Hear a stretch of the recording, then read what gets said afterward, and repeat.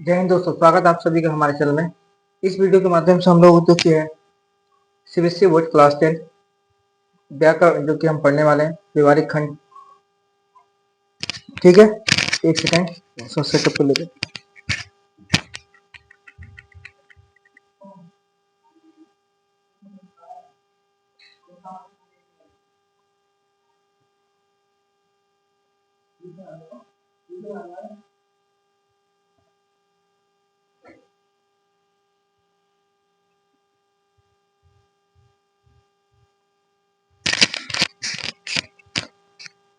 और इस वीडियो के माध्यम से हम लोग बात करने वाले हैं, अगर आप इस वीडियो को पूरा शुरू से लेकर अंत तक देखते हैं तो 4 नंबर एग्जाम में आपके 100% श्योर हो जाएंगे व्याकरण में। ठीक है, मैं आपको उतना ही पढ़ा रहा हूँ जितना कि आपके एग्जाम में आ जाएगा।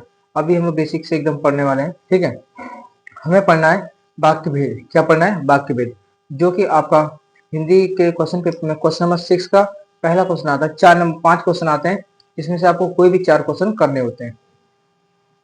तो हम लोग पढ़ रहे हैं रचना के आधार पर वाक्य भेद। रचना के आधार पर जो है वाक्य भेद हमारे 3 प्रकार से होते हैं। ठीक है, रचना के आधार पर वाक्य भेद कितने होते हैं? रचना के आधार पर वाक्य भेद हमारे होते हैं 3 प्रकार के। कौन कौन से? तो आप इसे नोट कर लीजिए एक सेकंड के लिए।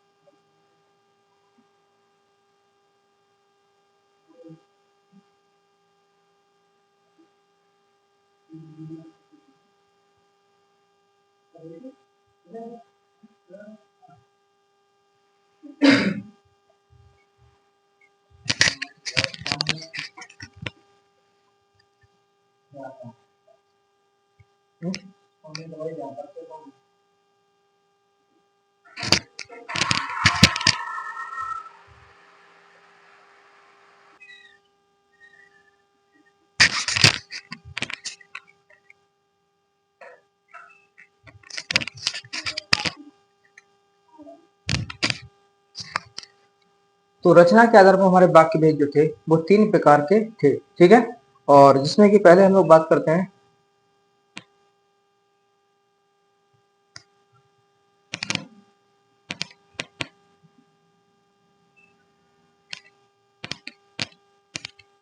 तो रचना के आधार पर हमारे वाक्य कितने थे? हमारे 3 रचना के आधार पर वाक्य के भेद जो कि है 3 प्रकार से होते हैं, और आपको रचना के आधार पर ही पढ़ना है, ना कि अर्थ के आधार पर। और आपके सीबीएसई बोर्ड क्लास 10 और जो क्वेश्चन नंबर 6 का पहला क्वेश्चन आपका यही आता है कि वाक्य भेद बताइए। ठीक है, तो वाक्य भेद के बारे में आपको विस्तृत रूप से जानकारी रहेगी तो ही आप बता सकते हैं। ठीक है, क्योंकि आपको इसमें थोड़ा सा डिटेल से पढ़ना है, और कम से कम 1 से 2 दिन वीडियो हम पढ़ाएंगे। ठीक है, जिससे कि आपको ये क्लियर हो जाए। तो पहला होता है सरल वाक्य। क्या होता है? सरल वाक्य। दूसरा होता है संयुक्त वाक्य। तीसरा होता है मिश्र वाक्य। ठीक है, ये 3 प्रकार के वाक्य पाए जाते हैं। कितने प्रकार के? 3 प्रकार के वाक्य पाए जाते हैं, और तीनों के बारे में हम विस्तृत जानकारी जानेंगे। जैसे रोहन जो कि राकेश मोहन के घर गया। क्या लिखा है? राकेश मोहन के घर गया। ठीक है, मैं तीनों क्वेश्चन नोट कर देता हूं पहले। राकेश मोहन के राकेश मोहन के घर घर गया। ठीक है, और दूसरा क्वेश्चन आपका है राम मेरा राम मेरा अच्छा अच्छा मित्र बन गया। राम मेरा अच्छा मित्र बन गया बन गया, लेकिन मेरे साथ नहीं रहता। लेकिन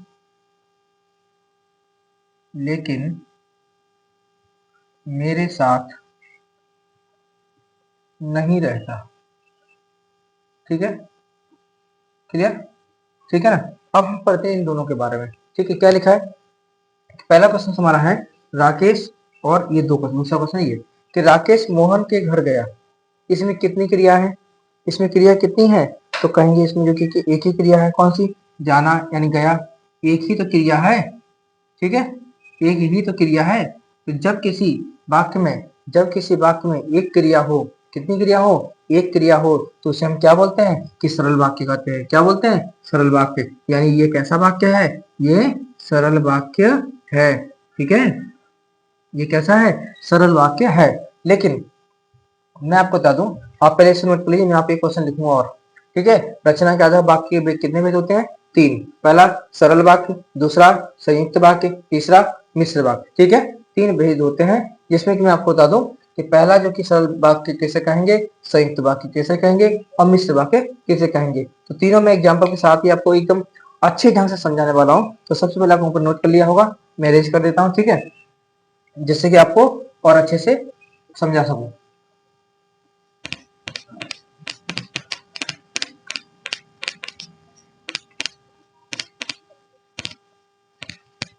अगला क्वेश्चन हमारा है, महेश ने 32वां नंबर क्वेश्चन है। महेश ने बताया महेश ने बताया कि कल छुट्टी होगी, कि कल छुट्टी होगी, कल छुट्टी होगी। ठीक है, ये 3 वाक्य मैंने आपको लिख दिए। इन 3 वाक्य की हेल्प की वजह से मैं आपको जो कि इन आसान शब्दों में इसको क्लियर कर दूंगा। फिर नोट कर लीजिए आप,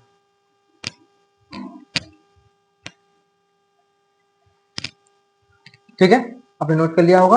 देखिए, सबसे पहला क्वेश्चन था कि राकेश मोहन के घर गया। ठीक है, राकेश जो है मोहन के घर गया, तो जाना यानी गया जो है वो एक ही तो क्रिया है। तो जब क्रिया एक हो, क्रिया कितनी हो, तो जब क्रिया एक हो तो उसे हम सरल वाक्य कहते हैं। यानी जिस वाक्य में क्रिया कितनी हो, एक हो, कितनी, एक हो, तो उसे हम क्या बोलेंगे, उसे हम बोलेंगे सरल वाक्य। क्या बोलेंगे? सरल वाक्य। लेकिन जैसे अब यहाँ जो दूसरा क्वेश्चन है कि राम मेरा अच्छा मित्र बन गया, राम मेरा कैसा अच्छा मित्र बन गया, तो यहाँ पे एक क्रिया तो ये हो गई कि अच्छा मित्र बन गया। दूसरा, लेकिन वह मेरे साथ नहीं रहता, यानी एक क्रिया यहाँ पे भी बन गई। ठीक है, यहाँ पे भी बन गई। क्रिया कितनी हो गई? 2। यानी ऐसा वाक्य जिसमें 2 क्रिया हो और 2 क्रिया के साथ दोनों वाक्य जो है एक पूरा जो कि है सेंटेंस को प्रकट करे, है ना, यानी पूरा जो कि शब्द क्लियर हो। जैसे कि राम मेरा अच्छा मित्र बन गया, एक वाक्य हो गया। दूसरा वाक्य क्या है? लेकिन मेरे साथ नहीं रहता। राम मेरा अच्छा मित्र बन गया लेकिन मेरे साथ नहीं रहता, तो इसमें कितने वाक्य हैं? 2 वाक्य हैं। कितने वाक्य हैं? 2 वाक्य हैं। यानी पूर्ण आशय निकले, पूरे तरीके से उसको क्या होना चाहिए? आशय निकलना चाहिए। क्या आशय निकला? कि राम मेरा अच्छा मित्र बन गया, तो एक वाक्य बना। लेकिन मेरे साथ नहीं रहता, राम मेरा अच्छा मित्र बना एक, और मेरे साथ नहीं रहता, तो इसके अंदर कितनी क्रिया हैं? 2 क्रिया हैं। लेकिन उसको समझाने से पहले यहाँ ये महेश ने बताया कि कल छुट्टी होगी। बताया, ठीक है, बताया और कल छुट्टी होगी, तो इसमें भी कितनी क्रिया हैं? इसमें भी 2 क्रिया हैं। कितनी क्रिया हैं? 2 क्रिया हैं। ठीक है, 2 क्रिया इसके अंदर है आपकी। ठीक है, एक जो क्रिया, 2 क्रिया इसमें हुई। आप कहेंगे सर इसमें भी 2 क्रिया हो गई, इसमें भी 2 क्रिया हो गई, तो इसमें से कौन सा सरल वाक्य होगा और कौन सा संयुक्त वाक्य होगा? तो मैं आपको बता दूं, संयुक्त सरल वाक्य तो बहुत इजी होता है कि जिसमें कि क्या हो, जिसमें कि एक क्रिया हो। कितनी क्रियाएं? एक क्रिया हो, तो उसे हम क्या बोलेंगे? सरल वाक्य बोलेंगे। लेकिन 2 क्रिया होती हैं तो उसे हम सरल वाक्य और संयुक्त वाक्य कहते हैं। लेकिन कैसे पहचानेंगे इन दोनों क्रियाओं में से कि कौन सा सरल वाक्य है और दूसरा कौन सा सरल वाक्य बाद कौन सा हमारा जो कि है मिश्र वाक्य है? तो ध्यान सुनिए, जब दो सेंटेंस का आशय अलग अलग जो कि हो, जैसे जो भी काम हो रहा है उसके लिए सेपरेट, दूसरा अलग क्रिया। जैसे इसमें क्या बोला गया कि राम मेरा अच्छा मित्र बन गया, तो राम मेरा अच्छा मित्र बन गया, तो एक वाक्य तो ये हो गया, राम मेरा अच्छा मित्र बन गया, एक वाक्य तो ये हो गया। लेकिन के बाद क्या है? मेरे साथ नहीं रहता, तो दोनों वाक्य जो है पूर्ण आशय प्रकट कर रहे हैं, यानी पूरे तरीके से कंप्लीट है। तो इससे हम क्या बोलेंगे? ये संयुक्त वाक्य है। कौन सा वाक्य है? तो ये हमारा संयुक्त वाक्य हो गया। ठीक है, लेकिन अब देखिएगा, संयुक्त वाक्य हो गया, लेकिन तीसरे क्वेश्चन में क्या है? 2 क्रियाओं के होने के बाद भी, 2 क्रियाओं के होने के बाद भी इसमें क्या है? महेश ने बताया, महेश ने बताया। अब यहां से क्वेश्चन तो उठ सकता है ना कि महेश ने क्या बताया, है ना। अब जैसे यहाँ तो लिखा ना, राम अच्छा मित्र बन गया, तो इसमें लिखा है कि नहीं क्या बन गया? अच्छा मित्र बन गया। यहाँ से सेंटेंस पूरा हो रहा है, लेकिन राम ने बताया, सेंटेंस पूरा नहीं, राम ने क्या बताया नहीं पता चला ना। राम ने क्या बताया ये बात तो पता चली ही नहीं। तो यहाँ पे हम बोलेंगे कि राम ने बताया, इससे ये बात प्रकट नहीं हुई कि उसने बताया क्या। ठीक है, राम ने बताया कि कल छुट्टी होगी। दो क्रियाओं के होने के बाद भी वाक्य कहाँ पूरा हो रहा है, यहाँ पे हो रहा है कि राम ने बताया, क्या बताया कि कल छुट्टी होगी, तब जो कि पूरा वाक्य पूरा हो रहा है। लेकिन संयुक्त वाक्य में ऐसा नहीं था। संयुक्त वाक्य में दोनों वाक्य पूर्ण आशय प्रकट कर रहे थे। जैसे राम मेरा अच्छा मित्र बन गया एक, और दूसरा लेकिन मेरे साथ नहीं रहता। राम मेरा अच्छा मित्र बन गया, ये तो से क्लियर होगा ना वाक्य आपका। लेकिन मेरे साथ नहीं रहता, ये भी तो एक पूर्ण वाक्य है। मेरे साथ नहीं रहता तो ये भी तुम्हारा पूर्ण पूर्ण वाक्य है। तो जब दो पूर्ण वाक्य हो तो उसे हम संयुक्त वाक्य कहेंगे। ठीक है, लेकिन जब दो क्रियाएं हो और उसमें से एक वाक्य पूरा हो और एक वाक्य अधूरा हो तो उसे हम कहेंगे मिश्र वाक्य आता है। राम ने बताया, क्या बताया, हमें नहीं पता, लेकिन लेकिन कल छुट्टी होगी, इस बात से पता चला कि राम ने बताया क्या। तो इसे हम बोलेंगे क्या कि ये हमारा जो कि है मिश्र वाक्य है। क्या कौन सा वाक्य है, मिश्र वाक्य है। ठीक है, इसे आप नोट कर लीजिए। क्लियर, इतना नोट करने के बाद कीजिए और हम आपको आगे बता रहे हैं फिर।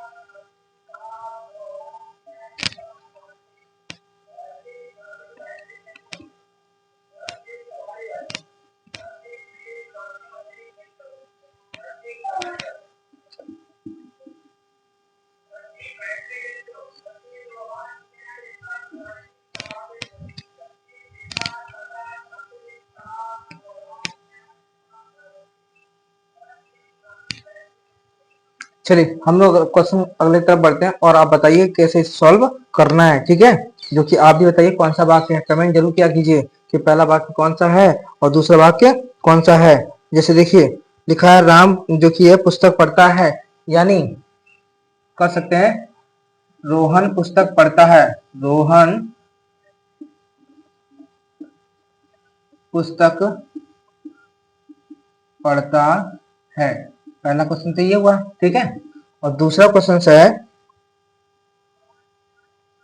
कि रोहन पुस्तक पढ़ता है। रोहन पुस्तक पढ़ता है, रोहन पुस्तक पढ़ता है और रोहन पुस्तक पढ़ता है और रोहन पुस्तक पढ़ता है और मोहन क्रिकेट खेलता है। और मोहन मोहन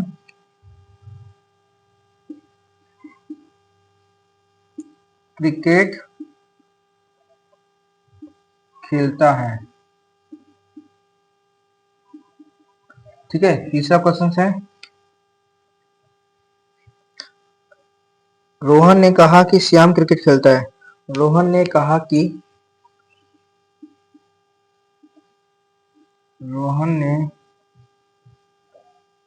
कहा कि रोहन ने कहा कि मोहन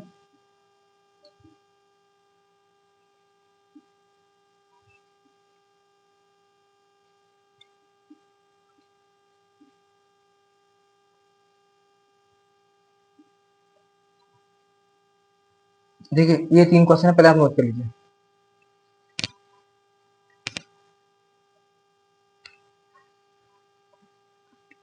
ठीक है, आपने नोट कर लिया होगा। देखिए क्वेश्चन क्या था हमारा, हमारा क्वेश्चन था कि रोहन पुस्तक पढ़ता है। रोहन क्या करता है, पुस्तक पढ़ता है। तो पढ़ना हमारी क्या है, पढ़ना हमारा एक क्रिया है। क्या है, क्रिया। ठीक है, एक हो गया, एक वर्ड। दूसरा यहाँ लिखा रोहन पुस्तक पढ़ता है, तो ये पढ़ना एक क्रिया हो गया। ठीक, ये भी क्रिया है। ठीक, पढ़ना भी क्रिया है। और मोहन क्रिकेट खेलता है, खेलना भी क्रिया है, खेलना भी क्रिया है। क्या है, क्रिया है। तो दो यहाँ पे हो गए। दूसरा, रोहन ने कहा, कहा, कहा क्या है, क्रिया है। कहना क्या होती है, एक क्रिया होती है। ठीक है, और मोहन क्रिकेट खेलता है, तो मोहन क्रिकेट खेलता है, ये भी तो क्रिया हुई, ये भी क्या हुई, क्रिया हुई। अब देखिए कौन सा सरल वाक्य है, कौन सा हमारा संयुक्त वाक्य है, कौन सा मिश्र वाक्य है। ठीक है, ध्यान समझिए। लिखा है कि रोहन पुस्तक पढ़ता है, तो पढ़ना क्रिया कितनी आई है, एक। तो जब क्रिया एक हो तो उसे क्या बोलते हैं, सरल वाक्य। तो ये हमारा हो जाएगा सरल वाक्य। क्या हो जाएगा, सरल वाक्य। ठीक है, वाक्य भेद के जो प्रकार है वो तीन बात होते हैं ना, एक सरल वाक्य, एक मिश्र वाक्य और दूसरा संयुक्त वाक्य। ठीक है, अब यहाँ देखिए कि रोहन पुस्तक पढ़ता है और मोहन क्रिकेट खेलता है। आगे रोहन ने कहा कि मोहन क्रिकेट खेलता है। अब इन दोनों में से दिक्कत है कि दो दो क्रिया होने के बावजूद भी कौन सा इसमें संयुक्त वाक्य होगा और कौन सा मिश्र वाक्य होगा। तो देखिए रोहन पुस्तक पढ़ता है, तो एक एक कंप्लीट सेंटेंस है, कंप्लीट हमारा वाक्य है।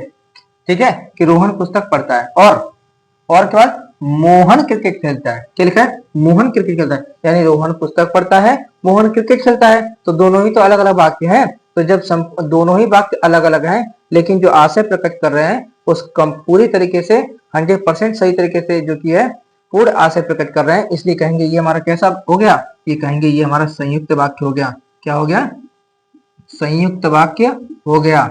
कैसा वाक्य होगा, ये हमारा संयुक्त वाक्य होगा। अब रोहन ने कहा कि, रोहन ने क्या कहा, नहीं पता चला ना, जो वाक्य है उसका आशय क्या है वो तो पता नहीं ना चला। ठीक है, एक सेकेंड।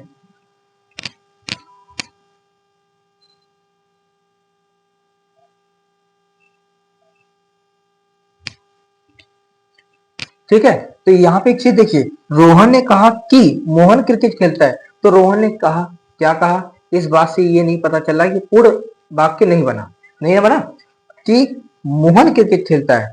पूरा वाक्य सेंटेंस से पता चला कि हाँ ये बात हो रही है कि रोहन ने ये कहा है कि मोहन क्रिकेट नहीं खेलता। वो अंतिम क्रिया से पता चल पाई, यानी राम ने कहा, क्या कहा नहीं पता चला, क्या कहा कि मोहन क्रिकेट खेलता है। तो कंप्लीट सेंटेंस पढ़ने के बाद उसके बारे में पता चल रहा है। ठीक है, लेकिन इतने से पता नहीं चला कि रोहन ने कहा क्या। ठीक, तो जब वाक्य जो है दोनों वाक्य पूरा से, दोनों वाक्य में से एक वाक्य अधूरा हो और दूसरा पूरा हो, तो उसे हम क्या बोलते हैं, उसे हम मिश्र वाक्य नाम से जानते हैं। यानी ये कैसा वाक्य है, ये मिश्र वाक्य है। कैसा वाक्य है, मिश्र वाक्य है। ठीक है, कल हम लोग जो कि सरल वाक्य से संयुक्त वाक्य कैसे बनाते हैं और संयुक्त वाक्य से मिश्र वाक्य कैसे बनाएंगे, कल हम जो कि आसानी से सीखेंगे। ठीक है, आई होप कि आपको वीडियो अच्छा लगा होगा। वीडियो को शेयर कर लें, चैनल को सब्सक्राइब कर लीजिए। Thank you.